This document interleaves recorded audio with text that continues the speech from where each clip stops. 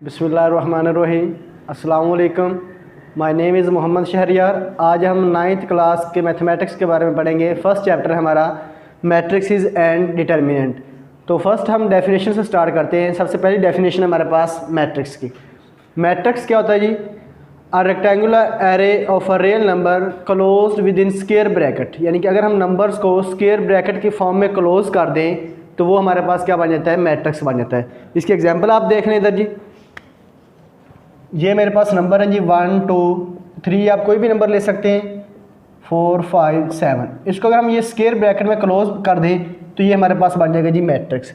अब मैट्रिक्स को रिप्रेजेंट किस तरह करते हैं? आप कैपिटल अल्फ़ाबेट से, कैपिटल लेटर से हम इसको डिनोट करते हैं मैट्रिक्स को। तो ये हम इसको डिनोट करवा देते हैं। फॉर एग्जांपल ये हमारे पास एक मैट्रिक्स है जिसको मैंने एम के इक्वल लेट कर लिया। इसके बाद नेक्स्ट डेफिनेशन है row and columns of a matrix. अब रो और कॉलम ऑफ मैट्रिक्स क्या होता है?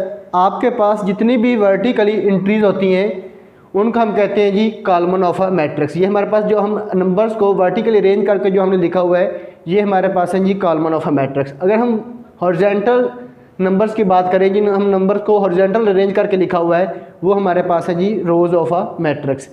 अब इसके बाद थर्ड नंबर पे है ऑर्डर ऑफ अ मैट्रिक्स। यानी कि हम किसी भी मैट्रिक्स का अगर हमें ऑर्डर फाइंड आउट करना हो कि इस मैट्रिक्स का ऑर्डर क्या है तो हम कैसे फाइंड आउट करेंगे।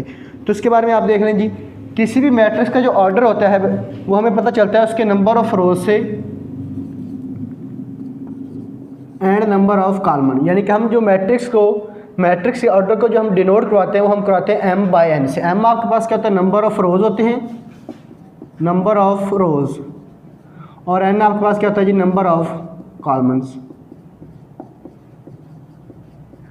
कोई भी आपके पास मैट्रिक्स दिया गया हो सबसे पहले आप उसमें नंबर ऑफ रोज काउंट करेंगे, फिर नंबर ऑफ कॉलमन, उनको आप इस फॉर्म में लिख देंगे तो वो आपके पास क्या आ जाएगा? Order of matrix. For example आप इसी मैट्रिक्स का ऑर्डर देखना चाहें तो देखिए इसमें आप नंबर ऑफ रोज कितने आपके पास? ये R1 है, ये R2 है, यानी कि 2 नंबर ऑफ रोज हैं। Order of m is equal to आपके पास आ जाएगा 2 बाय कॉलम्स कितने? 1 2 3, तो इसका ऑर्डर क्या आ जाएगा? 2 बाय 3। इसके बाद नेक्स्ट हमारे पास है इक्वल मैट्रिक्स। यानी कि दो अगर आपके पास मैट्रिक्स दिए गए हों तो वो इक्वल मैट्रिक्स कब होते हैं? जब उनका ऑर्डर सेम हो और करस्पॉन्डिंग इंट्रीज जो हैं वो क्या होनी चाहिए? सेम होनी चाहिए। अगर आपके पास कोई भी मैट्रिक्स दिए गए तो उनको अगर आपने देखना है कि ये इक्वल मैट्रिक्स हैं या नहीं, तो आप ये चेक करेंगे क्या दोनों मैट्रिक्स जो आपको दिए गए उनका ऑर्डर इक्वल है और उनकी जो करस्पॉन्डिंग इंट्रीज है वो भी क्या होनी चाहिए? इक्वल होनी चाहिए। यानी कि आप इधर लिख लें order of A is equal to order of B. उसके बाद करस्पॉन्डिंग इंट्रीज आर सेम या इक्वल, तो वो क्या होंगे जी? आपके पास इक्वल मैट्रिक्स होंगे। अब हम एक्सरसाइज की तरफ चलते हैं। एक्सरसाइज 1.1 है। इसका फर्स्ट क्वेश्चन है find the order of the following matrix. ये मैंने एक मैट्रिक्स से लिखा है, इसका हमने ऑर्डर फाइंड आउट करना है। तो देखें जी हमने अभी पढ़ा है कि मैट्रिक्स का ऑर्डर जो होता है वो किस चीज़ की इक्वल होता है? m बाय n, यानी कि नंबर ऑफ रोज और नंबर ऑफ कॉलमन। अब देखें इसमें आपके पास नंबर ऑफ रोज क्या है जी? 3 है, और नंबर ऑफ कॉलमन्स कितने बन रहे हैं जी? 2। तो इसका ऑर्डर क्या आ जाएगा? आपके पास आ जाएगा जी 3 बाय 2। इसी तरह बाकी जो है फर्दर इसके जो क्वेश्चन है वो आप इसी तरह इसका ऑर्डर जो है वो फाइंड आउट कर लेंगे। क्वेश्चन नंबर 2 जो है उसमें सिर्फ आपने ये जस्ट ये बताना है कि कौन कौन से मैट्रिक्स आपस में इक्वल हैं। तो अभी हमने पढ़ा कि इक्वल मैट्रिक्स कब होते हैं? जब दो मैट्रिक्स का ऑर्डर सेम हो और दोनों मैट्रिक्स की करस्पॉन्डिंग इंट्रीज क्या हो? सेम होनी चाहिए। तो वो आप खुद ही सॉल्व करेंगे। क्वेश्चन नंबर 3 है कि find the value of A B and C. अब देखिए हमारे पास ये मैट्रिक्स दो दिए गए हैं जिनको इक्वल उसने रखा हुआ है। तो इक्वल मैट्रिक्स कब होते हैं? जब दोनों मैट्रिक्स की करस्पॉन्डिंग इंट्रीज भी सेम हो और दोनों का ऑर्डर भी क्या होना चाहिए? सेम होना चाहिए। तो देखें जी दोनों का जो ऑर्डर है वो 2 बाय 2 का है। करस्पॉन्डिंग इंट्रीज को हमने इक्वल कर लिया। करस्पॉन्डिंग इंट्रीज को इक्वल करके हमने यहाँ से इक्वेशंस निकालनी है जी। फर्स्ट हमारे पास आ जाएगा a plus C is equal to 0, a plus 2b is equal to -7, c minus 1 is equal to 3 आ जाएगा, और 4d minus 6 is equal to 2d आ जाएगा। अब देखिए सबसे पहले जब आपके पास इक्वेशंस आ जाएं, सबसे पहले हम उस इक्वेशन को सॉल्व करते हैं जिसमें आपके पास एक वेरिएबल यूज़ किया गया हो, क्योंकि दो वेरिएबल हम उस वक्त उस इक्वेशन को सॉल्व कर सकते हैं जब हमारे पास किसी एक की वैल्यू गिवन हो। तो देखें यहाँ ना तो हमारे पास c की वैल्यू है ना ही b की वैल्यू है। तो सबसे पहले हम क्वेश्चन नंबर 3 को सॉल्व करेंगे। यहाँ से हम c की वैल्यू निकालेंगे, तो ये -1 इधर आकर +1 हो जाएगा, c इज इक्वल टू आ जाएगा जी 4।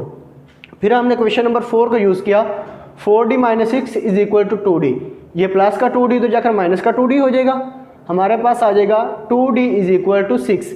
तो देखें जो 2 है वो इधर क्या हो रहा है, d से मल्टीप्लाई, तो इधर आकर क्या हो जाएगा जी, डिवाइड हो जाएगा। तो हमारे पास कुछ यूँ आ जाएगा d is equal to 6/2।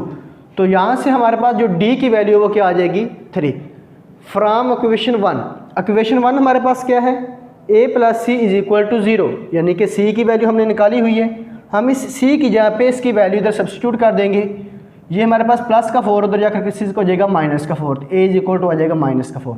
Equation number 2 देखें, यहाँ पे हमारे पास लिखा हुआ है a + 2b is equal to -7। हमारे पास a की वैल्यू हमने अभी निकाली है -4, हम a की जगह पे उसकी वैल्यू पुट कर देंगे, हमारे पास आ जाएगा -4 + 2b is equal to -7।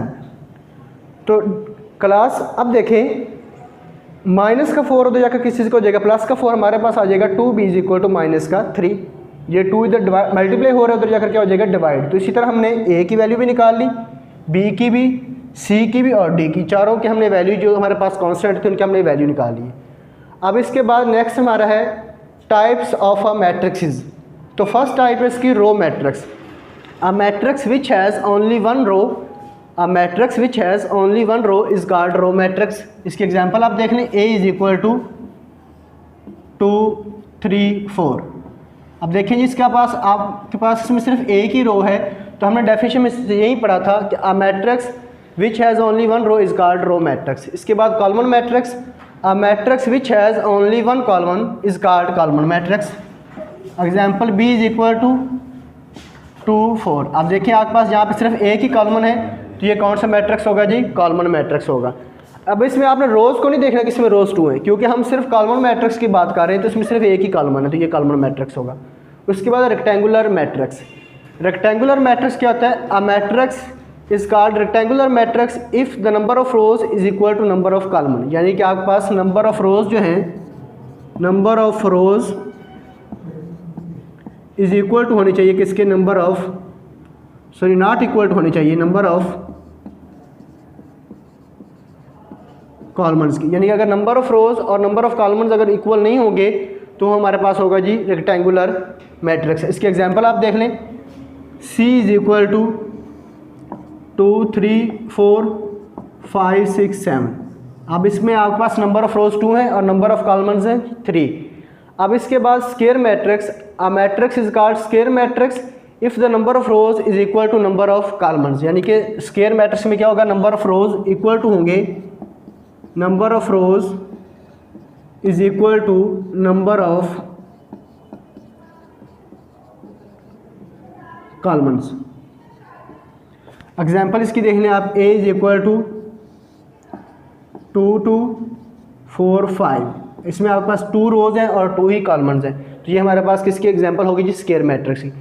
Last हमारे पास है डेफिनेशन नंबर 5, नल और zero matrix. A matrix is called zero matrix if all the entries are zero. यानी कि कोई भी आपके पास मैट्रिक्स दिया गया है, अगर उसकी तमाम एंट्रीज जो हैं वो ज़ीरो होंगी तो वो हमारे पास क्या होगा, नल और जीरो मैट्रिक्स। इसके एग्जांपल में आप कोई भी लिख सकते हैं, चाहे वो रेक्टेंगुलर मैट्रिक्स आप लिख लें, चाहे वो स्क्वायर मैट्रिक्स लिख लें, चाहे वो कॉलमन मैट्रिक्स हो, वो आपकी अपनी मर्जी है, लेकिन उसकी तमाम एंट्रीज जो हैं वो लाजमी है कि वो ज़ीरो होनी चाहिए, फिर वो हमारे पास क्या बनेगा जी, जीरो मैट्रिक्स। अब देखें जी, हमारा दोबारा इसको देख लें ज़रा। सबसे पहले हमारे पास था matrix, a rectangular array of a real number closed within square bracket is called matrix. उसके बाद हमने पढ़ा rows and column of a matrix, यानी कि अगर हम नंबर्स को वर्टिकली अरेंज कर दें तो वो हमारे पास कॉलमन ऑफ मैट्रिक्स, और अगर हम नंबर्स को हॉरिजॉन्टल अरेंज करेंगे तो वो क्या बन जाएंगे, रोज ऑफ मैट्रिक्स। उसके बाद ऑर्डर ऑफ मैट्रिक्स के बारे में पढ़ा। ऑर्डर ऑफ मैट्रिक्स क्या होता है, किसी भी मैट्रिक्स में जो नंबर ऑफ रोज और जो नंबर ऑफ कॉलमन होते हैं वो बता रहे होते हैं हमें किस मैट्रिक्स का ऑर्डर क्या है। तो ये हमने एग्जांपल देखी इसी मैट्रिक्स को, इसमें नंबर ऑफ रोज हमारे पास 2 है और नंबर ऑफ कॉलमन्स कितने हैं, 3, जिसका ऑर्डर क्या हो जाएगा 2/3। इक्वल मैट्रिक्स, 2 मैट्रिक्स अगर आपके पास दिए गए तो वो कब इक्वल मैट्रिक्स होंगे, जब उनकी करस्पॉन्डिंग एंट्रीज सेम होंगी दोनों मैट्रिक्स की, और दोनों मैट्रिक्स का जो ऑर्डर है वो क्या होगा, सेम होगा, इक्वल होगा, तो फिर वो इक्वल मैट्रिक्स होंगे, अदरवाइज नहीं होंगे। उसके बाद हमने एक्सरसाइज की 1.1, इसका फर्स्ट क्वेश्चन था ऑर्डर ऑफ मैट्रिक्स, यानी कि आपने ऑर्डर ऑफ मैट्रिक्स जो है वो फाइंड आउट करना है। तो जिस तरह हमने ये एग्जांपल मैंने आपको दी थी बेटा, वैसे ही आपने इसको सॉल्व करना है जी, ऑर्डर ऑफ मैट्रिक्स को। उसके बाद हमने क्वेश्चन नंबर 3 किया, इसमें हमने ए बी सी और डी की वैल्यू हमने फाइंड आउट की। इसके बाद लास्ट हमारा टाइप्स ऑफ मैट्रिक्स।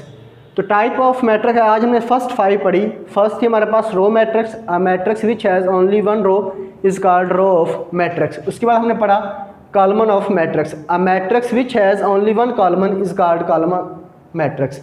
उसके बाद rectangular matrix, a matrix is called rectangular matrix if the number of rows is not equal to number of columns is called rectangular matrix। उसके बाद हमने पढ़ा square matrix, a matrix is called square matrix if the number of rows is equal to number of columns।